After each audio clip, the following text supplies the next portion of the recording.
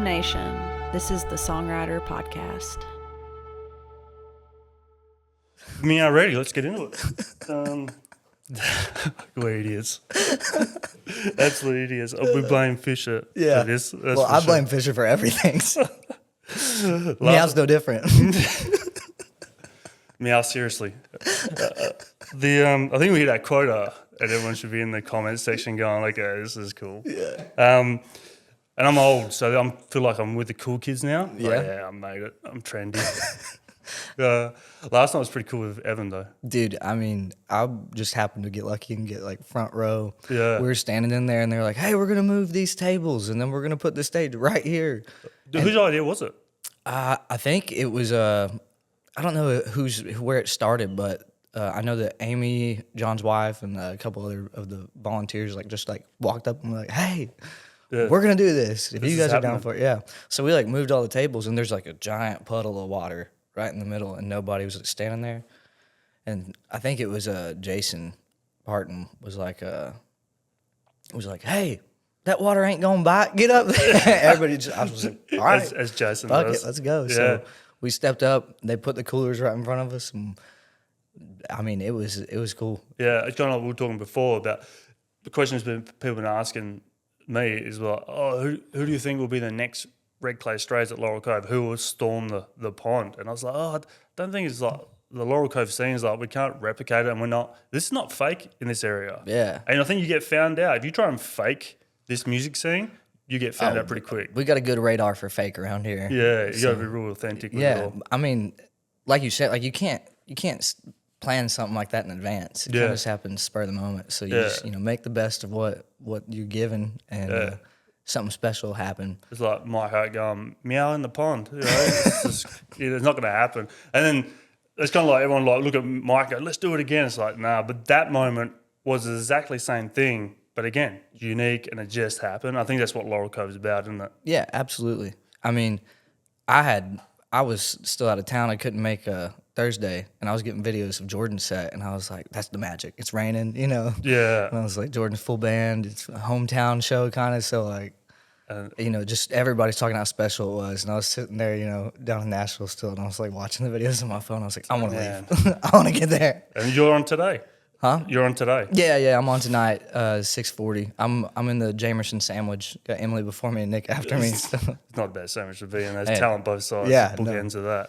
I mean, I interviewed Jordan yesterday afternoon, and I was like saying to him, it was kind of like what I got told in my football career. It's like old people would tell you, is like, take it all in. Take this day in, the whole day. And as a young kid, you come and say, yeah, of course we will. Take it all in. And then it's kind of like, later on in life, you're like, I didn't stop enough to appreciate. I mean, you kind of feel that not that there's pressure, but you're trying to take it all in. Because this is for you guys. This is like Red Rocks, in Kentucky. Yeah, absolutely. And so you're feeling like nervous at all, or no? I think I've been coming here. This is my 4th year being at Laurel Cove. Yeah. So this whole thing is just. It's fun already, and I don't know. I kind of feel acclimated to it. Yeah, so, let's get it done. Yeah. So I'm looking forward to watching everybody else, and I might get a little bit of butterflies right before I go up on stage, but that's usually 30 minutes before. More about being ready and wanting to go ahead and do it. Yeah, because Jordan was saying I said to him because you went there, so he was singing, but he opened his eyes, and you could just see his eyes widen, and you could just see it all flooding in, and then this smirk, that smirk, I was like, he's in his head, he's like, I've done it, I've done what I want to do, and I was like, oh, that's so cool. And I hate that I had to miss it, dude. I've played more shows with Jordan than I've played with anybody else, so. I think I'm going to ask him to hop up on stage tonight and play some lead for me on a couple songs. Oh, that'd be so awesome. Yeah. That would be a party for sure. But there is something with you guys like Jordan and yourself, and then the Mike and Josh Kidman. It's just this group of just cool dudes that are just there for the love of music. Is that what it's like in Kentucky? I mean, I wouldn't call us the cool group. No, that's what I'm saying. But yeah. In fact, we're probably a little bit weirder than everybody else. But no, I think it, especially the group that you mentioned, was, me and Jordan played a few shows together around, like Somerset and Lexington, and got pretty comfortable. And I had reached out to Mike about getting out to Iowa and playing some shows. And me and him have been buddies for a long time. He was at one of my first few open mic nights, just happened to be in town for Masters Musician Festival in Somerset. Yeah. And I was playing an open mic at our gas station bar. Oh, It's wow. like an old car wash that they turned into a bar connected to a gas station. Yeah. And I guess I was still doing a whole lot of Childers covers and stuff like that at the time. And I got finished and walked up to the bar, and this, goofy guy with a mustache walked up to me and was like, "Hey, man, can I buy you a shot?" And I was like, "Cool, yeah." And I'd heard of the Hippies and Cowboys podcast before, and he was wearing a Hippies and Cowboys hat. And I was like, "Dude," I listen to them. Like, that's cool. And he's like, "That's me." And I was like, "Oh, shit," Yeah. So we ended up shooting the shit for a little bit, and ended up hanging out with him that night and showed him a couple songs that I wrote. And he was kind of like all in from the start and was like, dude, Garrett was there at the time. He's like, "We got to get this guy on the podcast. We got to do a song with this guy." And, I wasn't ready for that yet, but he's already in my corner. So whenever me and Jordan started playing together, and, I kind of progressed and had played some shows and, got a little bit of experience under my belt. Yeah. I hit Mike up about getting out to Iowa, and he was like, "Yeah, dude, like you should come out and maybe bring a buddy." And I was like, "I know a guy." Yeah. So, me and Jordan kind of went out there together for the first time and experienced, our first kind of like real like run out of state and multiple shows, staying at complete strangers' houses and, playing to The people. road dog life. Yeah, playing to people that had no, they had no connection to Appalachia. They had no reason to just support us because, we're the local guys. So it was kind of like our first like real test of like, playing to people that weren't just there because they knew our cousin, something like that. So That's so cool. it was a really fun experience. Me and him got close in between that, giving Fisher shit and stuff like that. Which is easy to do. Easy to do. But you do get it back. Oh, yeah. Be prepared to get it back. Oh, yeah. Yeah. I'm just so glad that Mike still beats Fisher at cornhole every day. I love that. Oh, yeah. Mike calls it bags, but... Bags, right. But, no. Settle down, meow. But that, that experience, spending all that time with Josh and Mike and Jordan, I think that's what kind of made us, like, we just kind of gravitate towards each other at events like this. And, we got all these weird little inside jokes, and we're just comfortable with each other and get goofy. Mike was the one that was walking up to me and Jordan last year and was like whispering in our ears, be like, "I bet you won't jump in the pond. I bet you won't do it." Then Jordan's on the other side being like, "I'll do it if you do it." You boys. So just start taking my boots off. You are the cool group, for sure. I mean, it's also unique. You guys are just yourselves.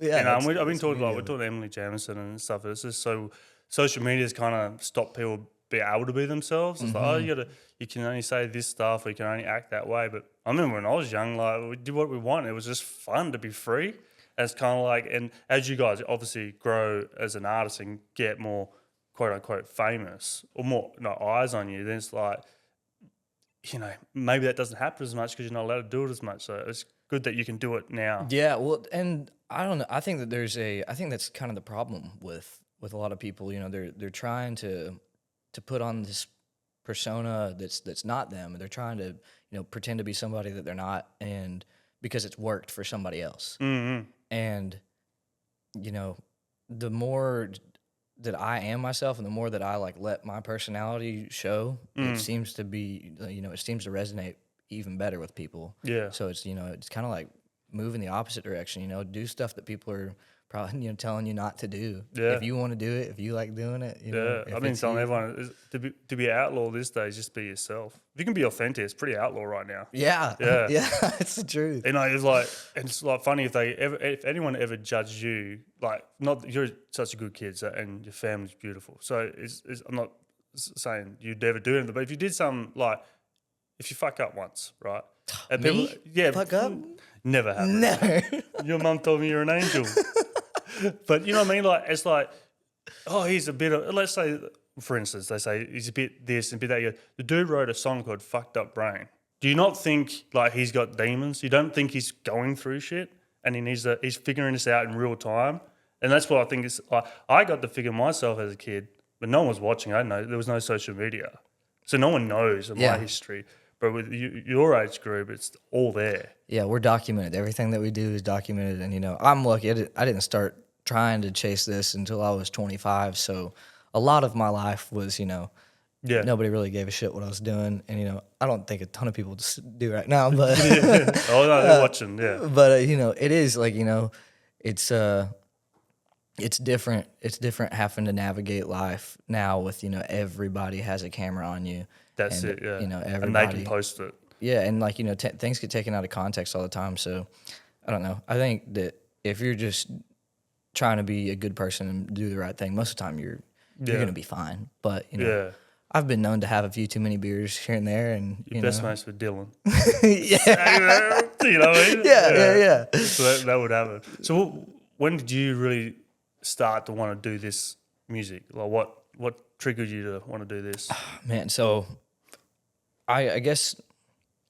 I know. I grew up loving to sing. I just remember, in church growing up, me and my sister were in the choir, and then in elementary school, same deal. We were in choir there too, but I didn't really have anybody in the family that played instruments or anything. I had an aunt that plays piano, and she would play at Christmas and Easter and stuff at Grandma's house, and but that was kind of the extent of my exposure to music. I just love singing. And growing up, whenever my little sister was born, we would go visit my cousins out in Louisville, and it was like a 2.5 hour drive out there. And my sister hated riding in her car seat, and she would scream the whole time. And I was in middle school at this point, so I'm in the back seat with my headphones in, and someone would hit me and be like, "Hey, you gotta sing, you gotta sing." She would stop crying if I would sing. Wow. What would you sing? Ain't No Mountain High Enough. And Wow. My Girl, just on repeat, back to back to back to back. So, Wow. everybody's sick. I was sick of this song by the time that it was, by the time we got there. But looking back on it, it's kind of cool to think about that, my little sister is the first person to really just like be enthralled and like Yeah.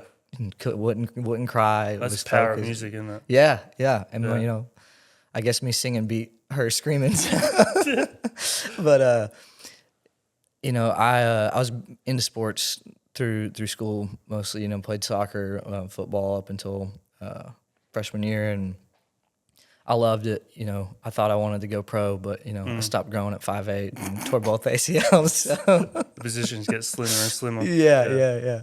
And so I guess that's about the time Dylan actually was. He told me that he was getting a guitar and going to try to learn, and I grew up in my dad's pawn shop, and had access to instruments. So Dad let me buy a guitar off him for real cheap, and me and Shad both started learning about the same time, probably 17, 18 years old, and just learned enough songs to play around the campfire and stuff like that. But I graduated high school and went to Eastern Kentucky University on a full academic scholarship, and thought I wanted to be a doctor. I studied biomedical sciences for 2.5 years. Yeah.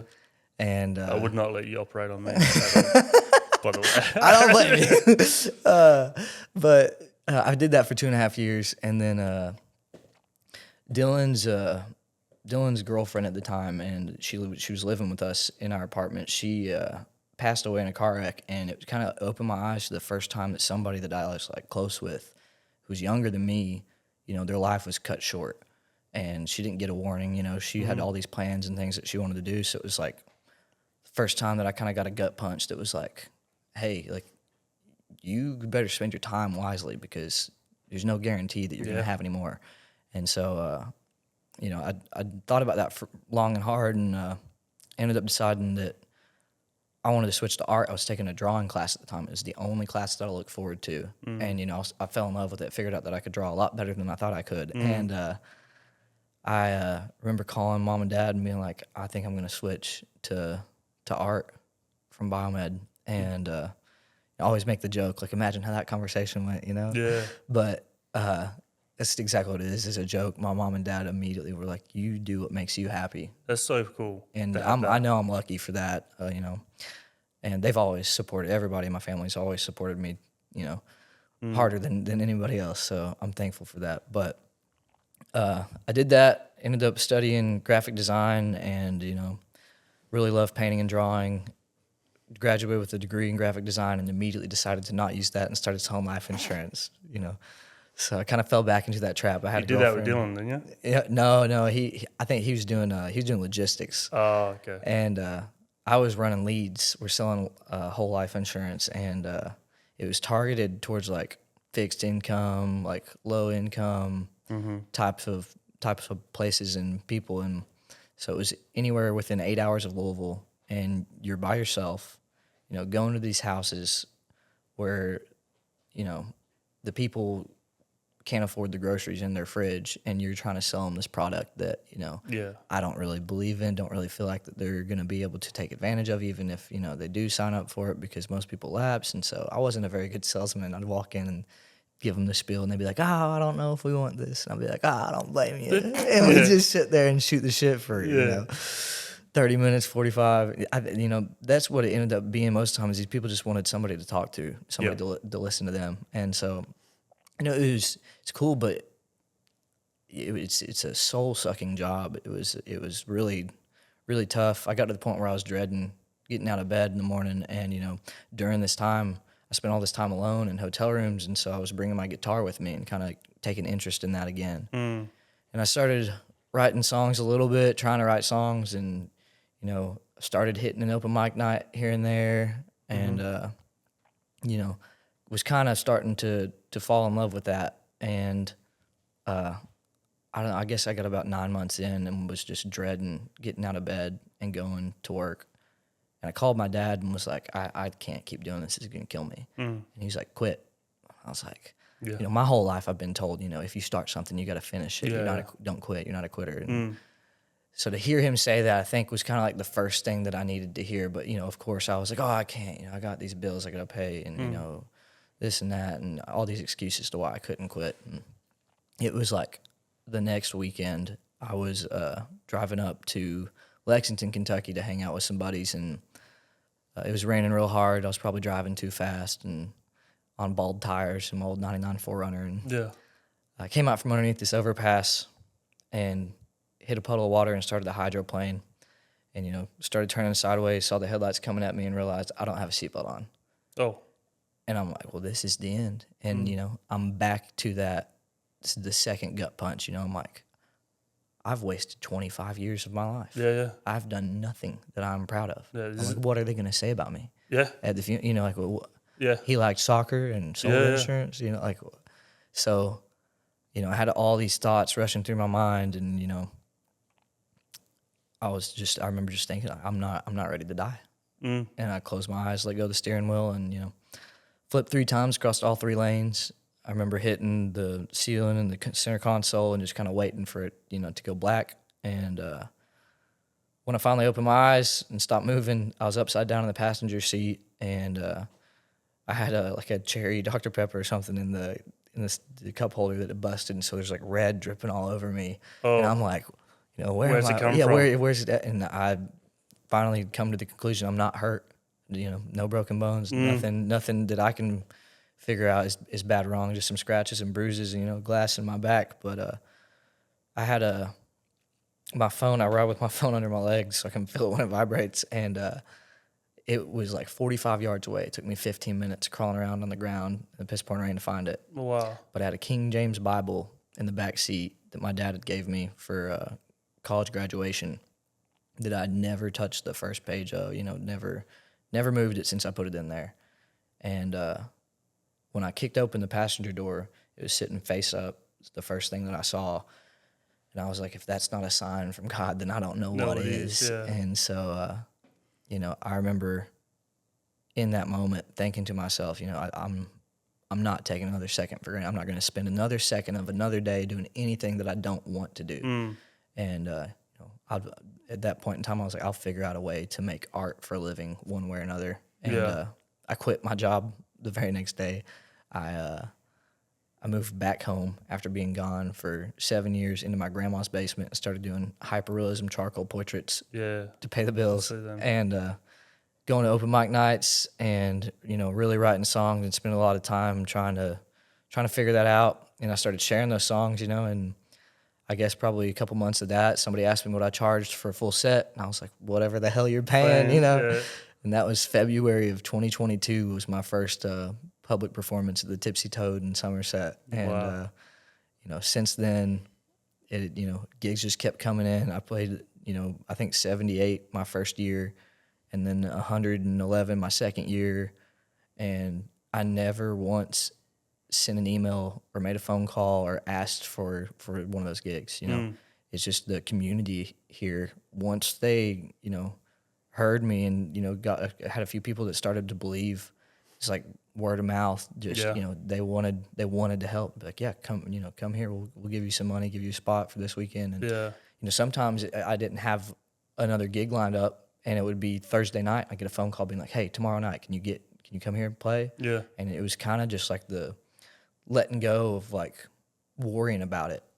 It just being like, hey, the next gig will come whenever it's supposed to come. It's like Kentucky's like a safety net. Yeah. Yeah. And it allowed me to, keep on working on songwriting, and, I started doing drawings for myself and, for my merch and stuff like that. And, I was like, I'm never going to use that graphic design degree now. And now I use it, I use it all the time. I use it to make graphics and stuff. And so it was just kind of like full circle, like letting go of trying to win the rat race and being like, I'm gonna figure it out. Yeah. And it'll be okay one way or another. Yeah. And that mindset from that point forward, I feel like is what got me to where I am and continues to, And it's cool because it open feels doors. like now you can do things on your terms. Yeah. You know what I mean? Yeah. It's not like you force this. Like, I need to be this by this date. It's like, this is just happening. You're like, well, if I'm going to do it, it's on my terms.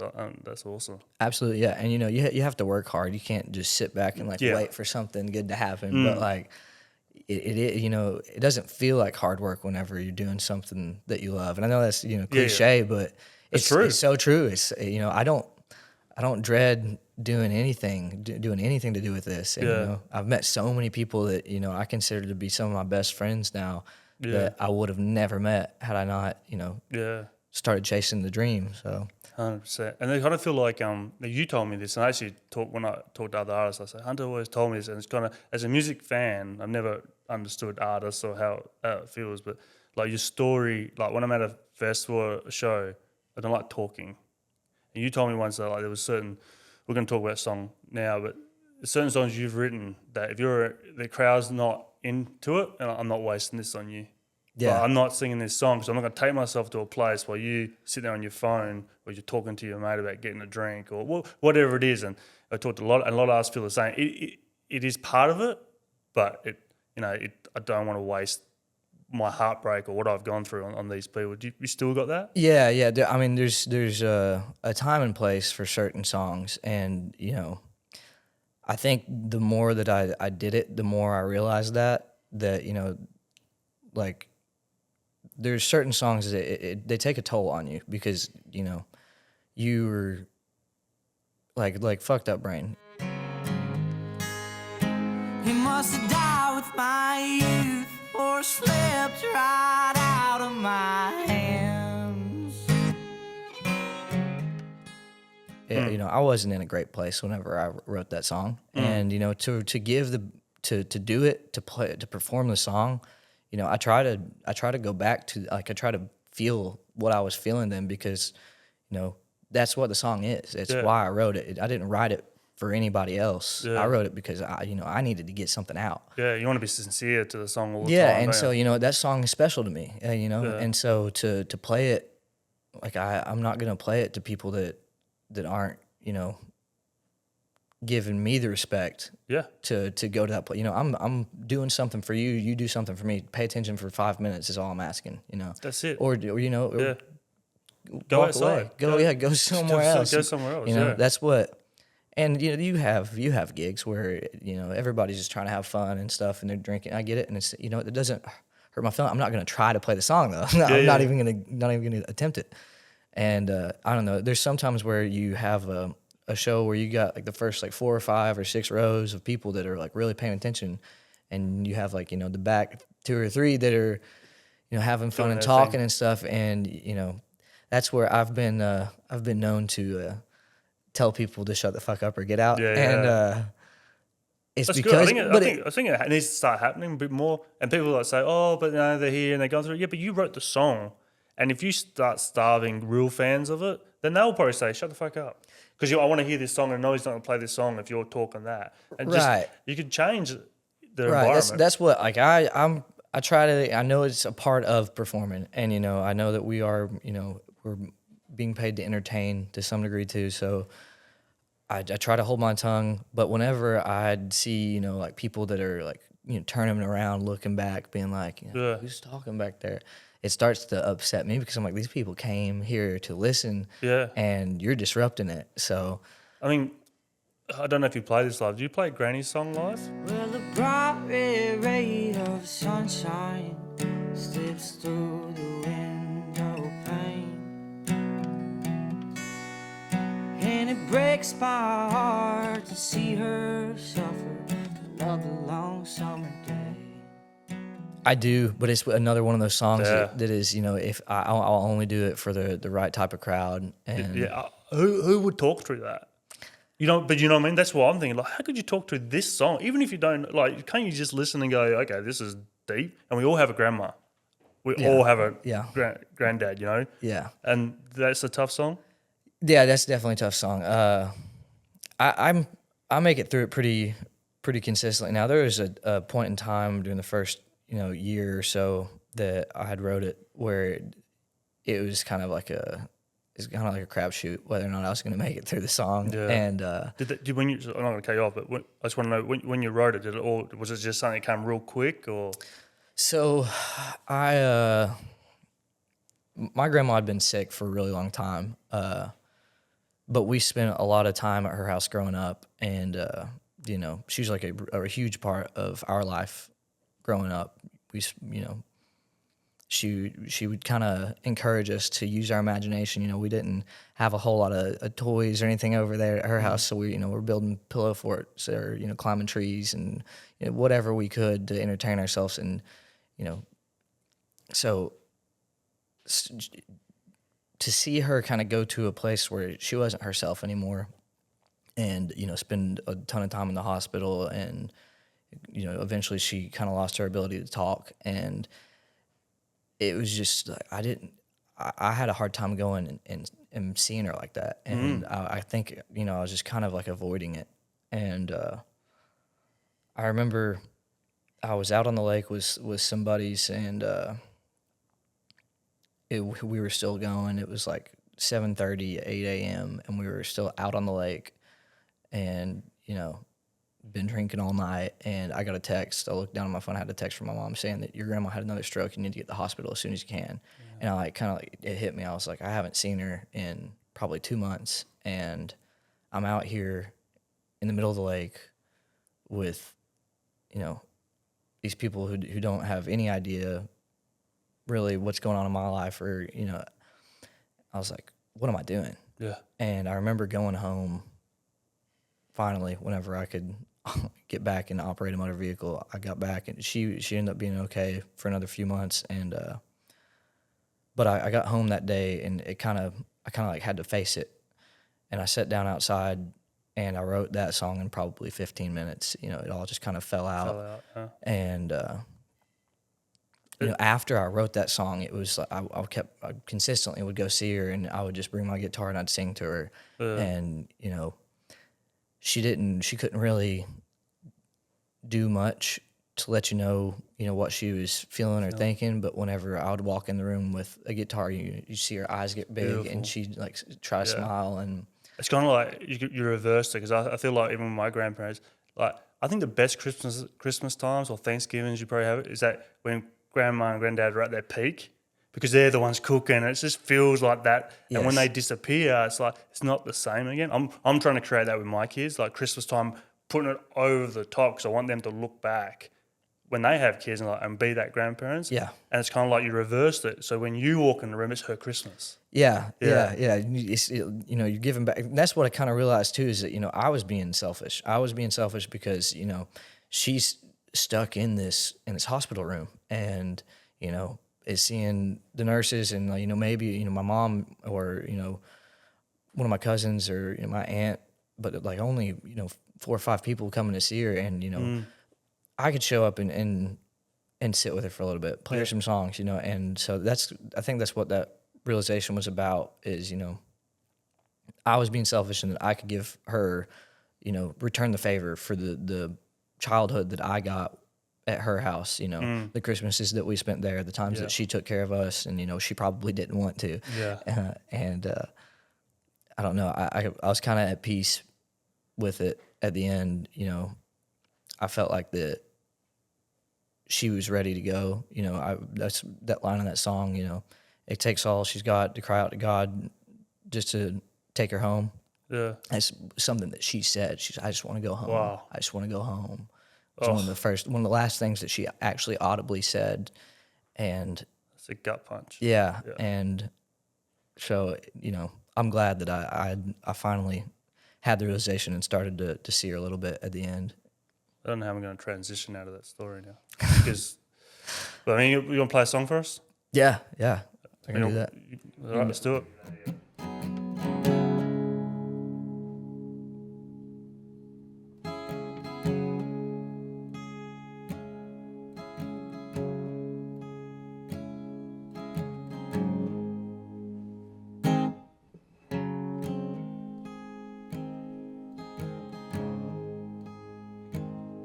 Well, my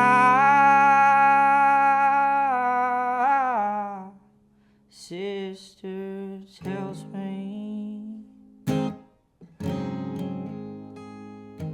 she misses that boy she grew up with being so goofy. But I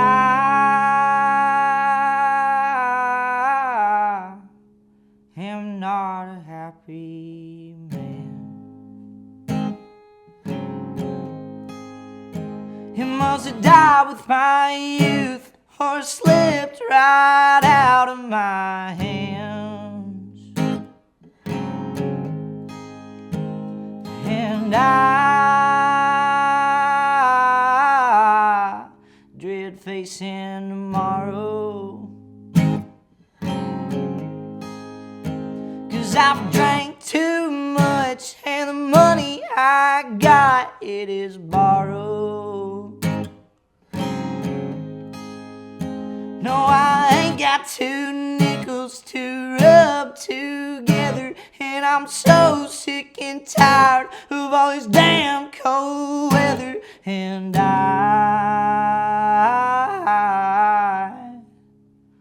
well, I'm praying for sunshine, can't take no more rain, and I'll run out of people to place all this blame. And I don't know why God made me this way, with a heart so fragile and a fucked up brain.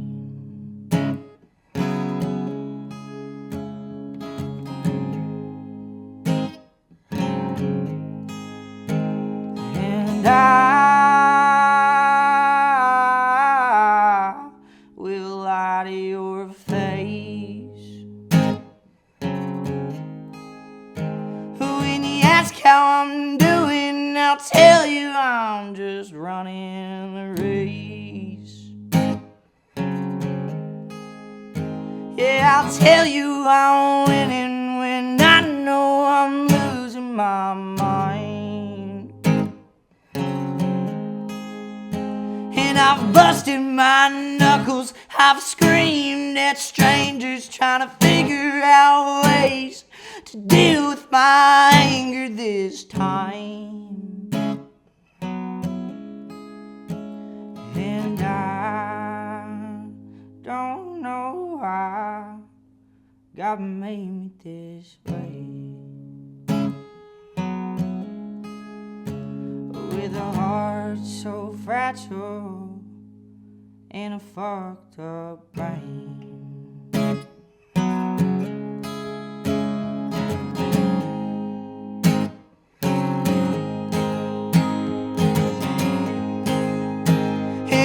break my mama's heart when she hears this song. But I promise you, mama, you didn't do nothing wrong. There's just something inside me that I cannot fix, but I'm trying my damnedest, and I promise you this.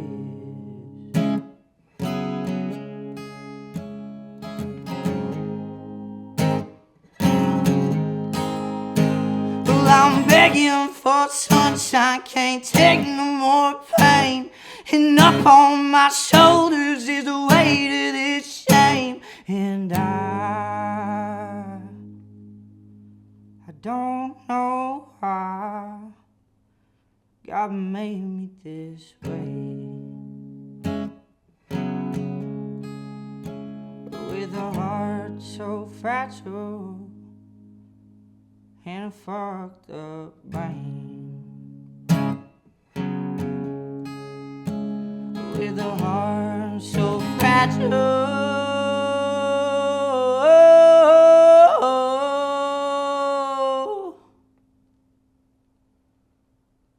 and a fucked up brain. Thank you for listening to the Songwriter Podcast. You can find out more about this artist in the show notes, including links to their work. Rob Hillier is the host of the Songwriter Podcast and the founder, CEO of Jam Nation. Brad Luttrell is our executive producer. Jacob Bozarth is our co-producer. The show was recorded and edited by Sam Tucker with Tucker Creative. The show's incredible intro vocals are by singer-songwriter Emily Jamerson. Thank you to Pine Mountain State Park for hosting these conversations and Bell County Tourism for helping us coordinate. This show is brought to you by Jam Nation. If you haven't heard of Jam Nation, it's an app not just for fans, but fanatics. Jam Nation app tracks your listens, it connects you with other top fans, and it helps you earn not only bragging rights, but you're going to get exclusive access to content, tickets, and more. We're always adding in new features, so it's going to continue to evolve. This is your chance to get in early. You can download the Jam Nation app from the app stores right now, and many of the artists that are on this show and coming on this show are already there. If you enjoyed this episode, we really would appreciate a rating on YouTube, Spotify, Apple, or wherever you're listening. It really matters. I promise you it does, and it helps the show grow, gives us traction, and gives us social proof so that we can continue to go out and get more songwriters on the podcast.